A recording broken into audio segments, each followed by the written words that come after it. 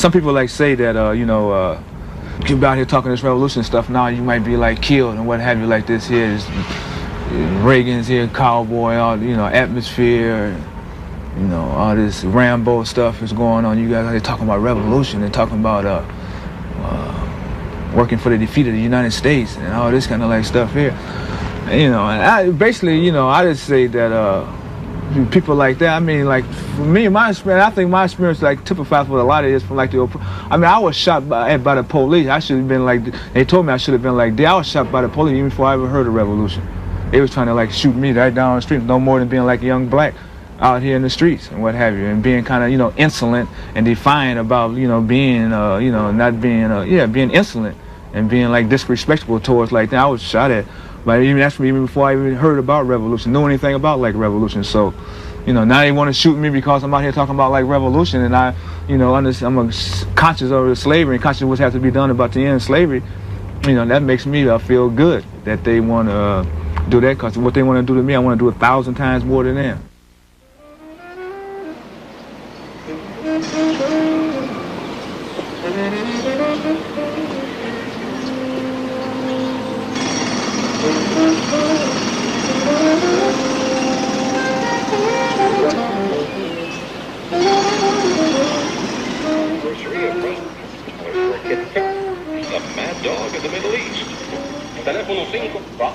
A drug dealer suspect, and now the president.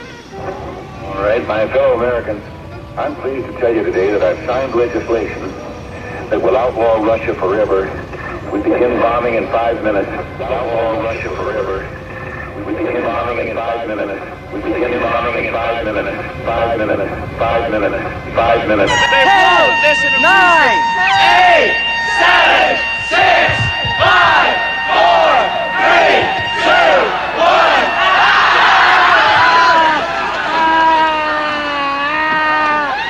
We're going to be passing out body bags. If the radiation team is fine, if you are too radioactive, it would help everyone out if you would just climb into your own body bag. Teachers at our school are saying that you shouldn't come down because it's also important. It's not important enough, or it's all supported by communists, the revolutionary communists. That's, yeah, at our high school, and we shouldn't come down and support this because the communists are down here doing it too. But I think with things being like so heavy, like now with you know, us being like, you know, faced with all this nuclear war and what have you, like this here, that I mean, to not, you know, like to go all out, to not go all out in revolution and trying to like bring these chumps down before they like push the button. That's, you know, if people want to say that's what's unrealistic. That's being like detached from reality with me, to think that, you know, they won't do it and we can like some kind of way, short of revolution, prevent them from doing it. That's crazy. A lot of youth really, I mean, you know, have nightmares about this shit, like, you know, of the actual dropping, of the hitting of a bomb and having to, you know, like walking through like this, you know, just like destruction.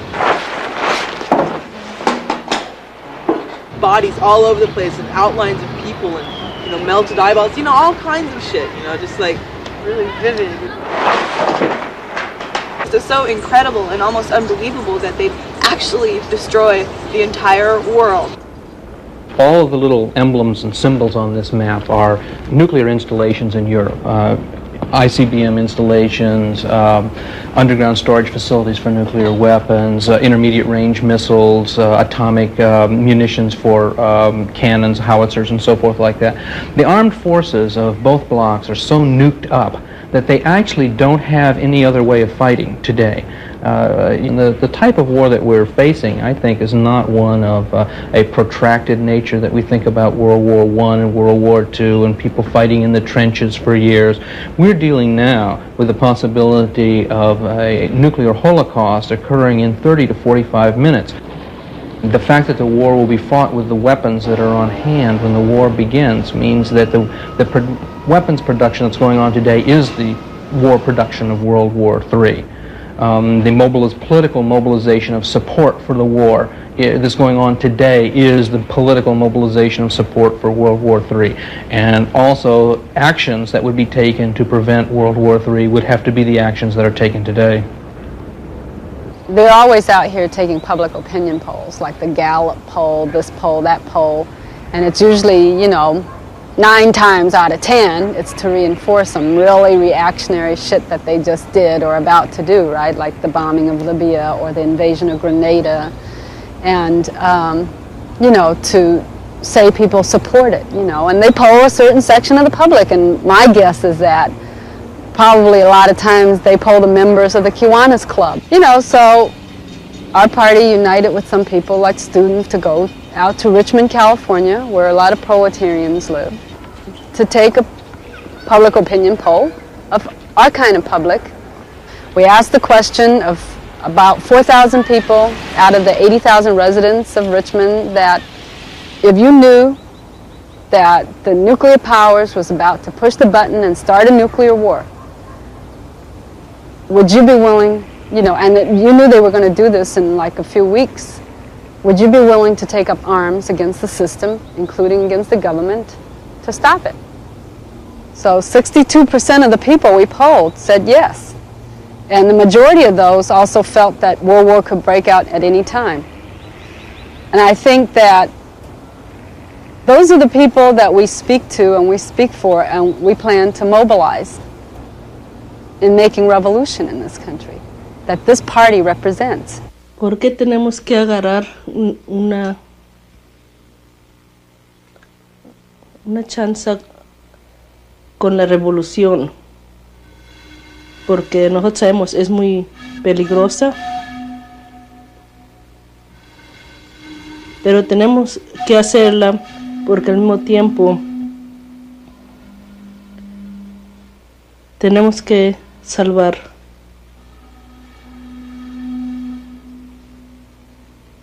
la destrucción del mundo. Aunque algunos moramos y otros vivamos, tienen que quedar las raíces de que se hizo un esfuerzo, a lo menos si no hubo la guerra nuclear. Quizás algunos mueran, otros no, pero está la historia, quizás no morirá.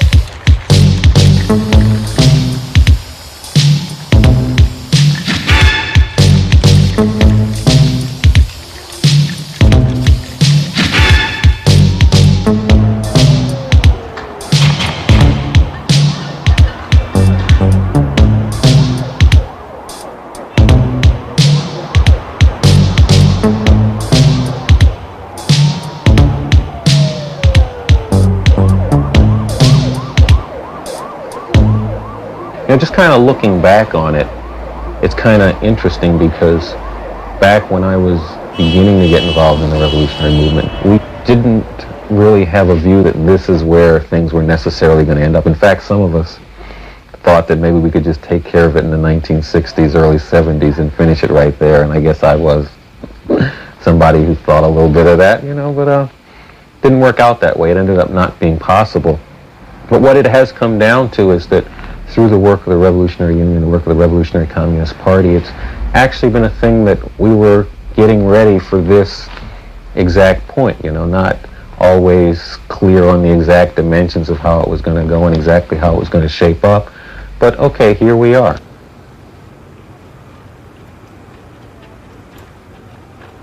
Me dijeron cuando iban a hacer las protestas, y sabe lo que está peleando, y sabe lo que es el imperialismo, lo que está haciendo con la gente. Que una persona sola no puede hacer absolutamente nada, por eso tiene que haber unidad entre personas y el apoyo, porque sin la unidad no hay fuerza. Tiene que ser un grupo, y es una organización que ya está preparada. We don't have any guarantee that we're going to be able to carry it off and do what's necessary, but I'll tell you this, I think we do have the line, the organization, and the strategy for carrying that out, and we're going to be maximizing our efforts to try to get in position so that if we do get a chance to do it, right here in the belly of the beast, as, we used to refer to it in the 60s, that we're going to try to be ready to take that shot.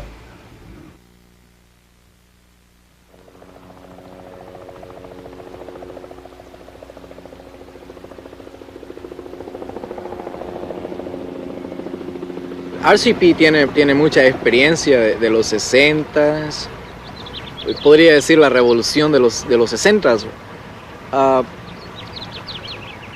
Y yo creo que atrae mucha gente por esa razón, ¿verdad? La realidad es que en nuestros países, Centroamérica, voy a hablar porque es donde yo vengo, especialmente El Salvador, cuando fue la guerra de Vietnam y todas las rebeliones de Watts aquí en Los Ángeles, por ejemplo, las rebeliones negras que han habido aquí de estudiantes en los 60s, nosotros no sabíamos nada de eso, porque es natural que los Estados Unidos no iba a dejar que sus otros países que él tenía bajo su represión, o que tiene bajo su represión y su control, se dieran cuenta de que dentro de sus fronteras su misma gente no está conforme con su gobierno. Mucho menos íbamos a estar conformes nosotros, que estábamos siendo más explotados.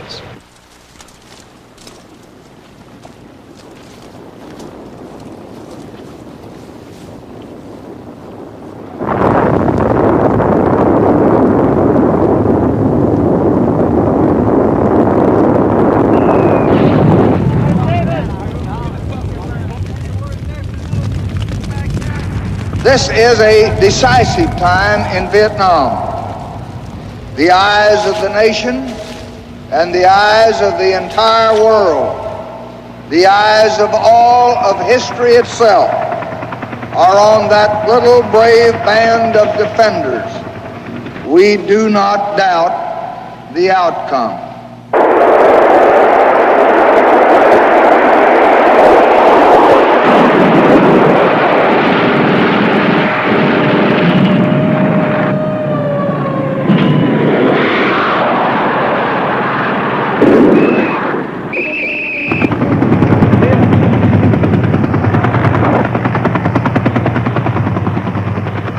Honorably discharged from the United States Air Force on the 23rd day of May, December 66. Down at the bottom it says, this is an important record, safeguarded. I pray that time will forgive me and my brothers what we did. And only those lumping pigs behind those closed doors have to suffer, and not the young kids and the unborn kids. We don't want to fight anymore, but if we have to fight again, it'll be to take these steps. Sir, why did you decide to become a candidate?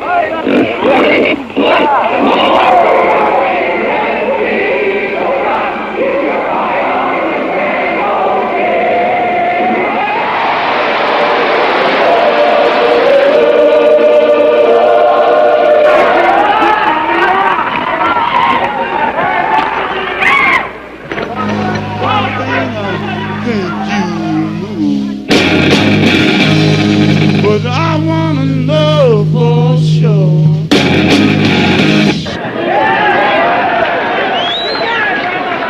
If we're gonna go to jail, let's go to jail. If you would have been working, you would have had time to grow out their hair on top of you. Sure I would. No, you wouldn't have. Well, why don't you read the... No, I don't want to read. I don't want to read. I'm an educated American. Find out what it's about. I gotta find out what it's about. I was in World War II, fella, and I served 3 years. I know what it's about.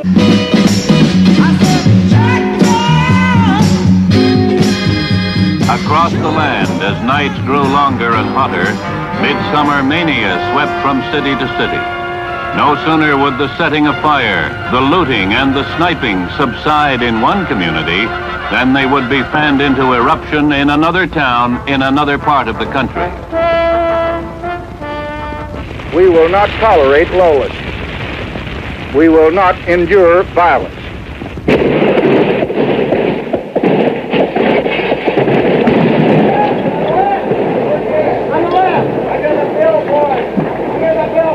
Each campus administrator must act before the trouble starts by making it clear that participants in destructive demonstrations, faculty or students, face instant suspension. I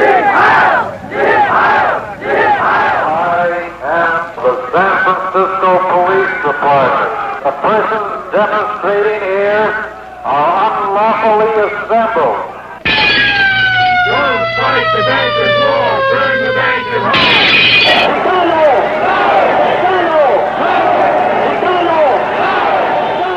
Our party was forged out of the tumultuous and fiery events of the 60s. You were like out demonstrating all day and debating strategy and tactics all night and looking for a program, addressing the question of how are you going to bring U.S. imperialism down. Well, my life was, you know, it's typical. It's typical of what life is like for, you know, for the oppressed, for black people under the system and stuff. And it was, you know, early. That's what my life was about early. Was, you know, a lot of it could be characterized by eluding and combating the police and seeing like others, you know, doing like the same thing or even like being like killed by them or what have you. A lot of like, you know, just, you know, terror and brutality. When the Panthers hit the scene, it was something like they were speaking to my every feeling. Young girls as well as young guys used to come there with Panthers. Young girls, 15, 16 years old. And, you know, some young guys, some of them was a little older than that. They used to come by my house with their Panther papers. And that's what they would, you know, they would tell me. They'd say, you know, nigga, you drafted into the Black Panther Party. You ain't got no more say-so in this.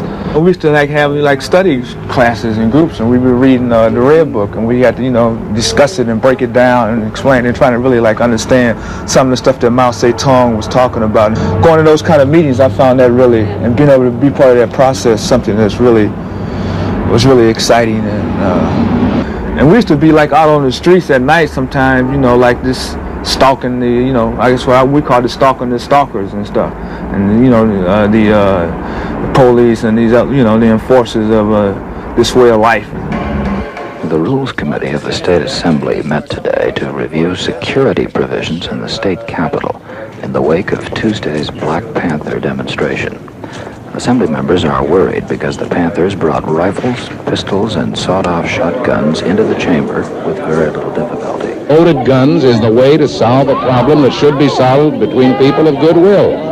And anyone who would approve of this kind of demonstration must be out of their mind. Bobby Vakin was one of the first white revolutionaries to come out in support of the Panthers. And you see him at, they had like rallies at the Oakland Auditorium where I think that was a 67 or 68, Rap Brown speaking, I think James Foreman and Stokely Carmichael and Bobby Seals and Bobby Vakin, the only white revolutionary brother, be on the stage speaking with these black militants. Eldridge Cleaver, I guess, had offered him secret membership into the Black Panther Party. And let me say one thing to the white people in the audience. Now, you know, Bobby has been saying for a long time, we will not fight racism with racism. We refuse to stoop to the level of a racist to hate somebody because of the color of his skin. Well, that's fine. But I see a lot of white people walking around and say, oh, good.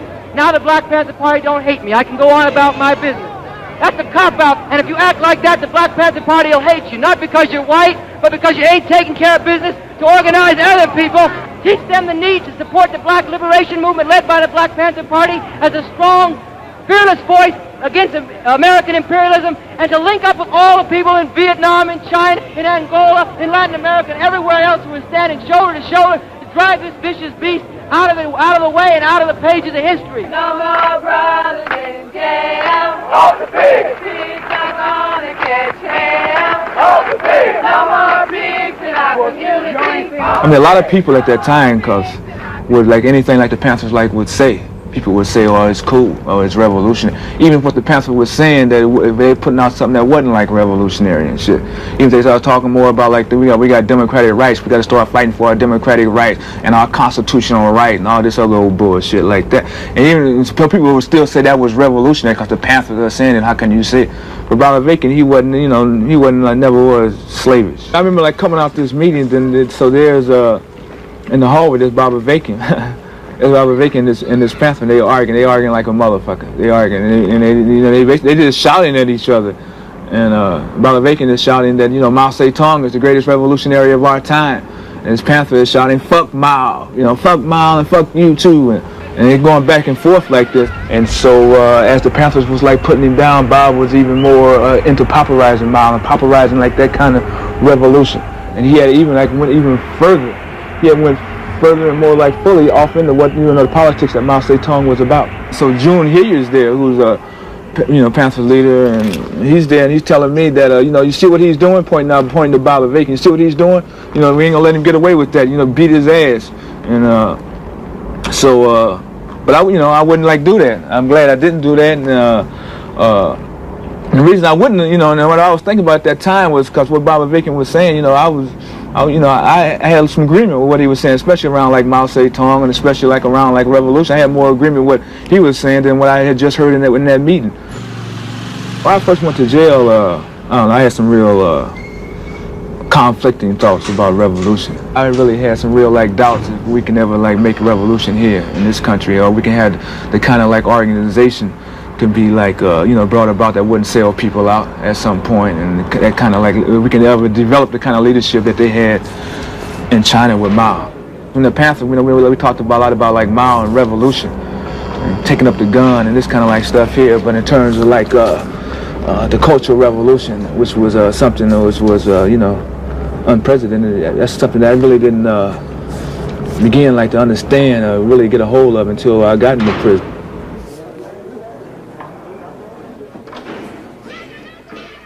Great proletarian culture revolution, or the culture revolution as you know, people usually refer to it, was something that for me personally, I think a lot of other people who were involved in, or became involved in that period of time, something that was really tremendously significant. I mean, here you had a situation for the Revolutionary Party that had already seized power, you know, and the leadership of that party calling on millions of people throughout Chinese society, workers, peasants, you know, students, you know, to get involved in the struggle to redirect and keep China on the correct revolutionary road, and including within that to direct struggle against leading members of the Communist Party who were going down what they called the capitalist road, dragging Chinese society back towards the old kind of ways of life as opposed to trying to help push it forward and further revolutionize it. And what it really did for me, and I think for a lot of other people too, is it kind of raised my sights and understanding of what this thing of revolution was all about. And it wasn't even a question of just getting some new and different and better people in power and letting them run society, but it was a question of actually completely remaking society. It had a mind-blowing effect, I think, on us, people just like us, ordinary people on the bottom of society. And we began to like to run society. It was eliminating all these things that people like think is permanent. We're doing away with class divisions that's based upon like oppression between like those who work with their heads and those who work with their back. Or the social inequalities between like men and women, different nationalities. It was uprooting and doing away with all that, and we felt that represented, you know, that represented us. When that kind of society was overthrown after the death of Mao, with the arrest of the revolutionaries who had worked most closely with him, his widow Cheng Qing, Cheng Chun-Chao, and several others, it was a very big loss. I mean, because that had been the beacon forward into the future. The people I was, you know, associated with politically, we was all like, you know, checking out everything in China because we had subscriptions to the Peking Review, so we was following, you know, the intense and sharp struggle. And a lot of prisoners used to ask us, you know, about it and stuff because they knew we was getting the Peking Review and shit, because it was all on the prison radio and stuff like this. And we would explain it to them, tell them like what happened. But like when the coup like happened, you know, that was something that really, you know, that was a real like heavy blow, I know, for us. And me myself, I couldn't, you know, we couldn't like understand like what happened. 毛泽东主席的妻子38年整啊，认识还不止，共患难了。战争的时候，唯一留在前方追随毛泽东主席的，只有我一个女同志。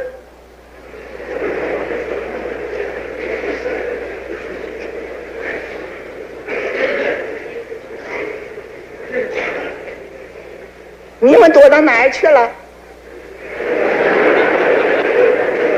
We love Chang Ching. You know, we really couldn't like figure out like what had went on. We had a subscription to the Peking Review, and they would print the names of these different organizations from this country as well as others, welcoming Wo Guo Fong, and welcoming like the coup and stuff. And that's one thing that struck to us, and we saw these people sending they welcoming letters, and they was printing Peking Review, but we didn't see nothing from the RCP there.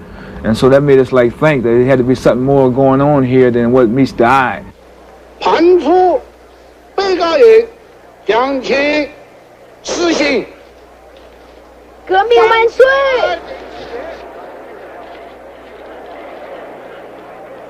It wasn't obvious at all what was going on in China. And a lot of people were like very, on edge. And it was Baba Avakian who led this party and to rally the revolutionaries to uphold Mao and the achievements of the Cultural Revolution. And that was very, decisive and important at that time of upholding the red flag and not letting it drop. It wasn't what happened when Khrushchev restored capitalism in the Soviet Union in 1956, when there wasn't such a vanguard party in this country and wasn't such a force that, decisively analyzed and defended the revolution, and distinguished the revolution from counter-revolution and communism and goulash communism. Había leído en los periódicos Mi País de Mao, especialmente en la Revolución Cultural, que esto causó mucho impacto, pero yo no había leído sus obras. Entonces mi entendimiento del socialismo no era lo que es actualmente, que el socialismo es la trayectoria hacia el comunismo y que realmente en el socialismo todavía existe lucha de clases. Para mí eso anteriormente era inconcebible. Lucha de clases dentro del socialismo me parecía algo inaudito, y que todavía que había el peligro de que una burguesía gestada dentro del partido mismo pudiera todavía descarrilar una revolución, era algo, vuelvo a repetir, una cosa ilógica, inaudito. Por eso digo que cuando yo llegué acá y conocí al PCR, el Partido Comunista Revolucionario, fue para mí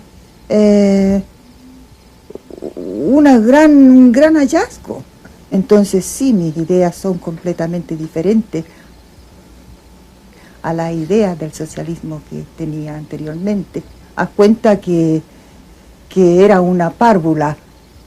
And some people say, yeah, well, okay, but how do we know that you won't be like others before you? How do we know you and your party won't be like the other groups that have come along in this country and others? How do we know that you won't sell out and revolution won't be betrayed, either before it even happens or after it, when you just try to turn it into your own thing for your own benefit?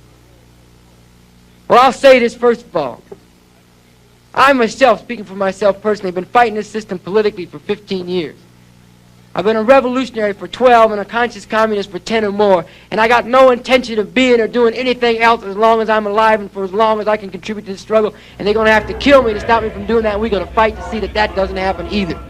It's not just a question that we have revolutionary determination. We've fought to get to the point where we are, to develop the revolutionary line that we have, to have the grasp and application of the revolutionary theory that we have. And there's going to be many sharp struggles to safeguard, to protect, defend that, and to apply and enrich and deepen in the process of leading not just thousands, but ultimately millions of people. And finally, I'm going to put it back to you in answering this question. If you want this party to remain on the revolutionary road, if you want this party to continue to be a sharp weapon of the working class and oppressed people for revolution and not turn into another dagger in the people's back, if you want that to happen, then you got a role to play in that. Because if you want to be emancipated, you're going to have to emancipate yourself. Ain't no saviors coming from heaven. Ain't no pope going to do it for you. Goddamn Secretary drowning Kennedy ain't going to do it either. We're going to have to emancipate ourselves if we want to be emancipated, and that's the only way it can be done anyway. He's been in exile, political exile, for the last 4 years in Paris, and and before that it was all these death threats on his life. He was under constant surveillance. They was trying to set him up, trying to set up where he was living at, and making blueprints of his living situation and the house where he was living at and everything, and with death threats by like the Secret Service and by the Klansmen and all these kind of like people here. So I'm glad that he had got one up on him, and they would like to get it from out, get out the country. His leadership is much too valuable in terms of our chances to be able to make revolution.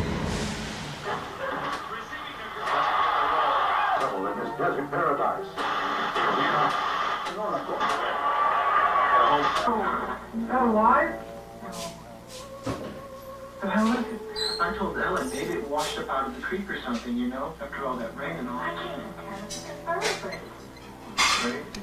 Like a freak of nature.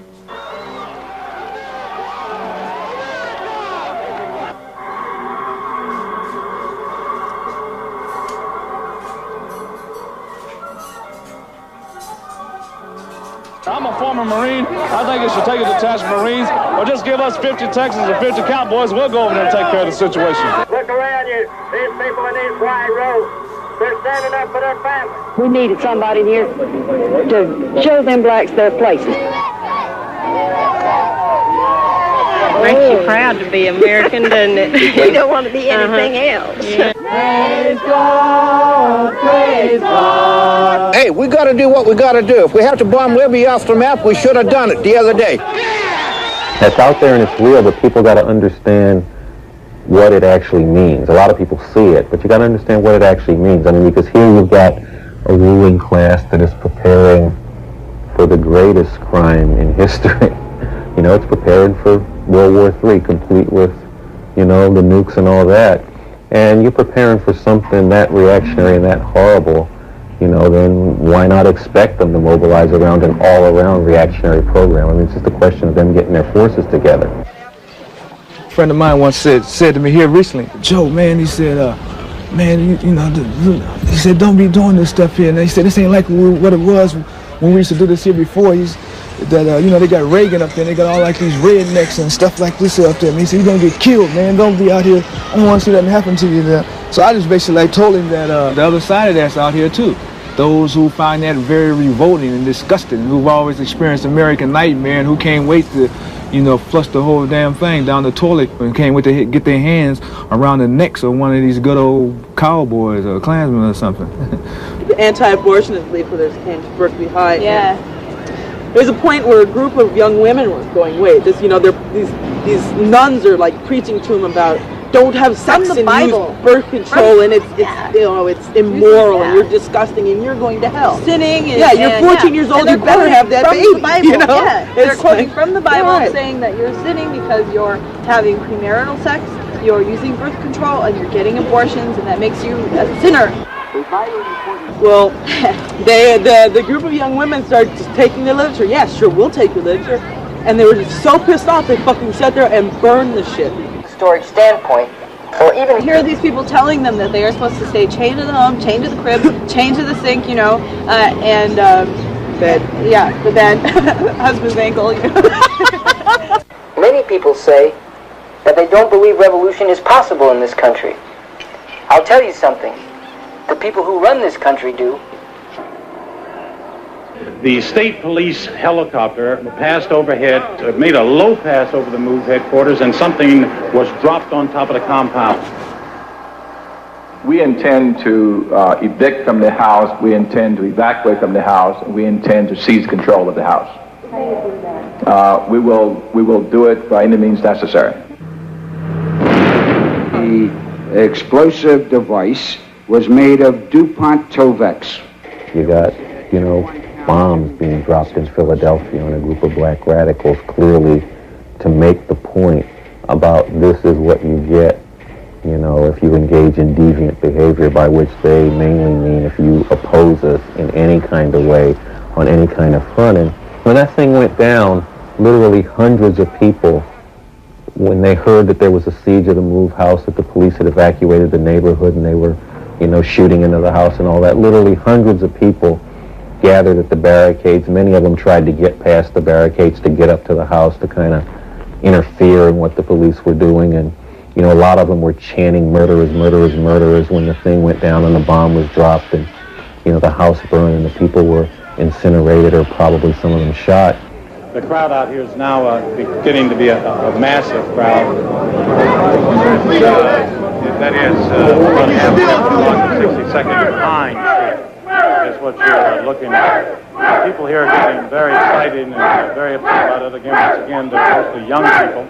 But this is Pine Street. They're getting ready. You know, we've done a lot of work in the Philadelphia area. We've talked to a lot of people. And the thing that comes out from literally having talked to dozens of those hundreds of people is that they went there not just to see what was happening and to check it out, but a lot of them said, hey, I was hoping something would happen down there. I was ready if somebody was going to step up and lead it. I was going to go down with it. And they were hoping that there would have been just some kind of upheaval right there on the spot and hopefully powerful enough to stop what the police had planned. And see, that's important to see that kind of sentiment among people and also to grasp that it's out there, but it requires leadership. La revolución que se haga en los Estados Unidos tiene que ser bastante diferente que en los países latinos como Salvador, Nicaragua, Perú, porque allá los revolucionarios se pueden esconder en las montañas.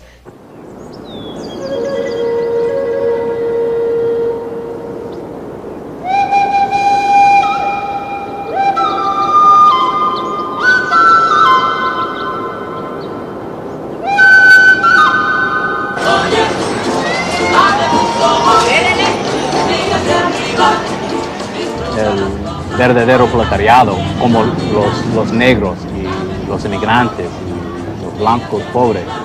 Para mucha gente en este país, ellos son invisibles, ellos no existen. Es posible para ellos a manejar por la calle en el este de Los Ángeles o en los guetos de Detroit o Chicago o Houston, a mirar nada.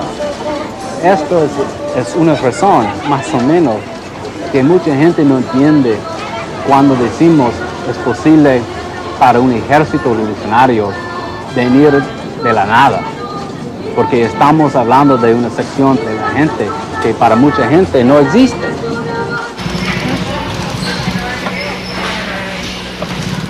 Están concentrados en todas las ciudades. La combinación de, por ejemplo, de los negros y la combinación con los inmigrantes y con otras secciones de la gente, no solamente la gente de aquí, pero también la gente con experiencia revolucionaria en sus propios países. Es una combinación explosiva. El imperialismo ha hecho que salgamos de nuestra tierra, donde ya sea por represión, ya sea por cuestiones económicas, por lo que ellos quieran decir, porque muchas veces aquí no están dando asilo político, porque ellos dicen que la gente que se viene es cuestión económica. ¿Y cómo no se van a venir por cuestiones económicas si ellos han roban nuestra materia prima y devastan los pueblos, tuercen su economía?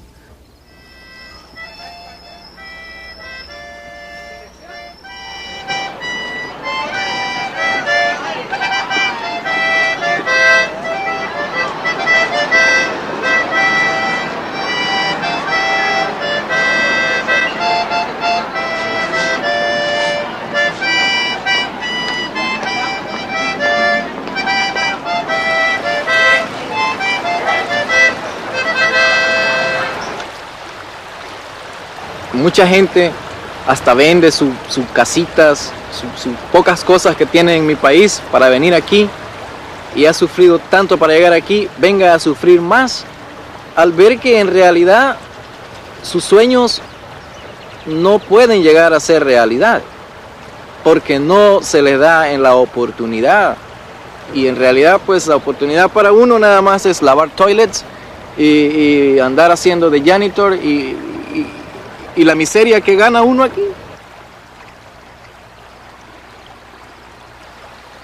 Es si uno está acá, en este país, donde está generando los crímenes en nuestros pueblos, la explotación de nuestros pueblos, el robo de nuestros pueblos, y tenemos la opción de luchar, y con una posibilidad tremenda de ganar, ya no tan solo ser en mi pueblo, porque nuestros pueblos no existen como tal.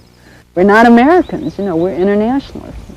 And we don't recognize that, our struggle, we don't recognize these, limitations and borders that they set and try to, say that it's some kind of American affair or American event, a revolution in this country. That's not how we look at it.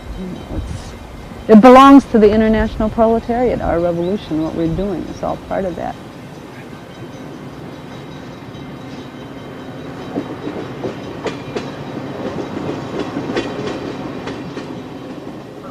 We do know that the time is not far off when tremendous storms and upheavals will be developing. We do know that not thousands, but in the period ahead, millions of people will be brought into this swirl of tumult and uprising. And let's look at it this way. The chance to actually rise up and overthrow this blood-sucking system, the chance to actually get at its jugular vein and cut it, the chance to actually bring down this monster not only preying on us but squeezing the life out of people all over the world. The chance to do that, the time when it's weak enough, fighting amidst itself, exposed enough, forced to drive the people to the wall enough where they fight back and spring back with a determined resolution to rise up and overthrow it. The chance and the opportunity when that comes along does not happen all the time. Does not happen every year. Does not happen but once or only a few times in a lifetime. And we cannot afford to miss it. They are forcing people to stare at these nukes and stare at the fact that they're going to use them. Don't you want to die for this country? For the glory of your country? But I'm only a poor girl. A poor girl? Hey, go to line stuff again. Only men can do work like that. No, but this time we want women too. Sir, I volunteer we want warm for bodies. the difficult task in front of her. Nunca había ido yo a ninguna otras protestas, pero yo creo que esta protesta es más importante. Y en la protesta había muchos jóvenes, los que les dicen punks.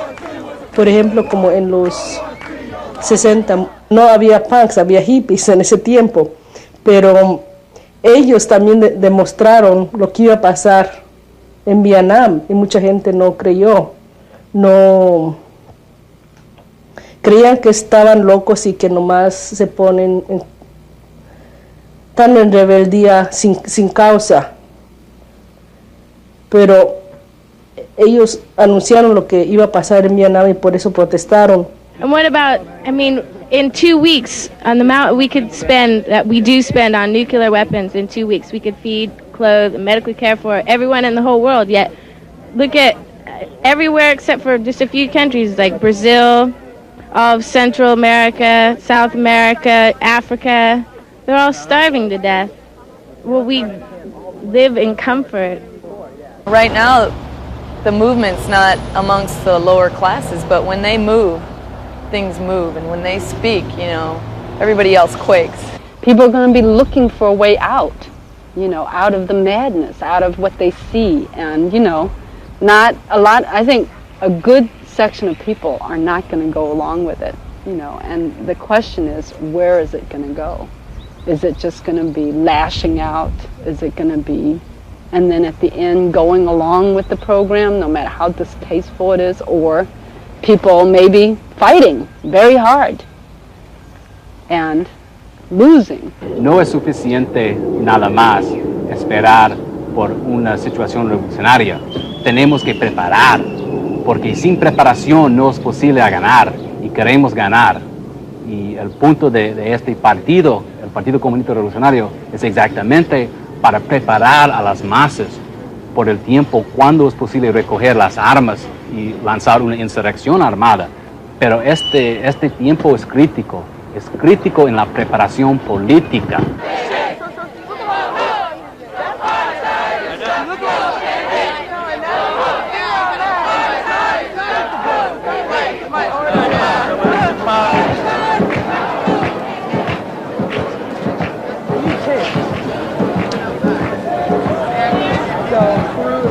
There was hands-on struggle 24 hours a day, going to punk shows and selling our magazine, You know, being in the middle of like Hiroshima and Nagasaki Day, and, you know, preparing for that like all throughout the summer. One part in our Principles of Unity says turning every, I don't remember exactly what it is, something about, turning every outbreak of protest into schools of war.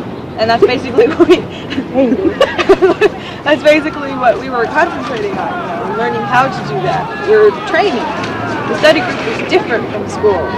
In normal public schools, you get taught what to learn, you know, and not how to learn. It's a science to be applied, you know, so it's not going to be this is one thing that I really like about it. It's not going to be this given set of rules that you follow, you know, in your day-to-day activity. This is what you will do, and this is what you will follow. You know, it's not dogmatic.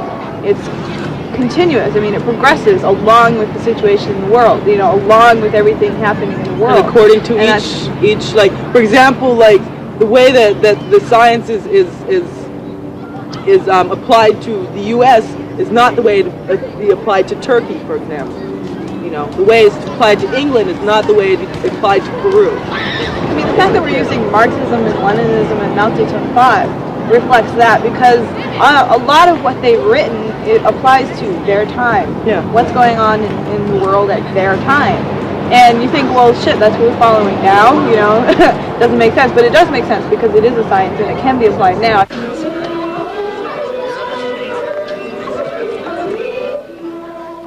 I used to think of science as being, you know, like laboratory tubes and microscopes and this kind of thing. You know, I never thought that changing the world would require science.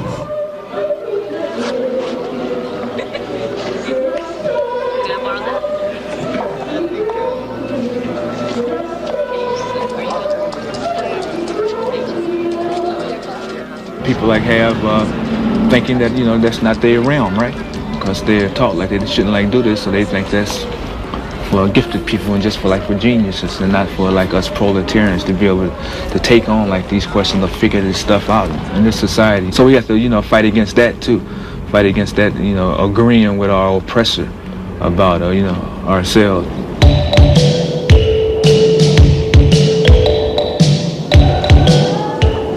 Mira al mundo, por ejemplo, a Sudáfrica, a las Filipinas, Haití. Aparentemente, de la nada, es posible para las masas estar en las calles, en lucha contra el gobierno. Un día, la gente está viviendo más o menos normalmente, pero con una chispa, con una crisis. La gente está en las calles, en algunas veces con armas. A lot of the people that are like involved in these struggles in other corners of the world see their direct enemy as U.S. imperialism, the people who's running the show here. And one of the main things they got to be doing is like getting in position to nuke it out and duke it out with their imperialist rival in the Soviet Union, right? And in the midst of this, you know, they're kind of like trying to keep the empire together. And here, you know, people are rising up in South Africa, and then next day, you know, literally next day, they got to bring their Sixth Fleet from the Persian Gulf to the, you know, over to the Philippines, and it's, you know, creating a tremendous, I think, source of strain and problems for them. Our party is a participant in the Revolutionary Internationalist Movement, along with 18 other parties and organizations from around the world, including the Communist Party of Peru, who is right now leading People's War, armed struggle inside Peru. So definitely, like, those things we have going for us, you know, in terms of the forces on a world scale. When your system of government is in place, what's going to happen? Are we going to have room for dissent and all that stuff, and people can say their mind? And well, you know, a lot of people who've been miseducated about what we're talking about will call on the radio shows I'm on or something. They'll say, listen, when you're in power, I won't even be able to criticize you, which is the farthest thing from the truth. In fact, what we have to say to them is, listen, the biggest problem with people like you is getting you to criticize us once we're in power, because if you'll put up with what's going on to this system now, you'll put up with anything. But I'm not going to dodge a question here. As far as the capitalists who've been overthrown and new capitalists who want to rise in the party, like Khrushchev or Deng Xiaoping and those people in China now who are running the society and subjecting the masses to oppression while they're letting the privileged sectors run wild, those kind of people will not be allowed to organize and try to put the masses back in the hell that they've done. There will be freedom for the masses, the majority. There will not be freedom for exploiters, because if exploiters are free to exploit, then the majority of people are not free to be free of that exploitation. So that if under your system I'm doing this show and there's a guy who wants to come on and say about you guys... Well, we're going to run the television. Our party's going to lead the masses. No question about that. You mean you're going to run the whole shooting match? We're not. Our party's going to lead the people in running it. We're not going to lead the people in making revolution and then disappear and abdicate leadership. The people are going to, want and demand that the people that lead this revolution take responsibility for leading them to reshape the society. And we're not going to say, well, so long, we led you, now you're on your own. We probably could, like right now, take over a city, maybe even this city, a police station or whatever, take over the city, and a lot of people are digging. They probably come in and join up and we hold out for a couple of days or what have you, like this here. But and then after that, then, things will be back to like what they are and shit. And so the only reason we're not doing something like, cause we want to like win, we want to like bring these suckers all the way down, and create a whole new revolutionary society and stuff. And people got to become like part of the process to help like bring that about. Help like bring about the situation, so that when we do launch with the guns and the arms and our hundreds of thousands and millions like this here, that we have at least a decent chance at winning.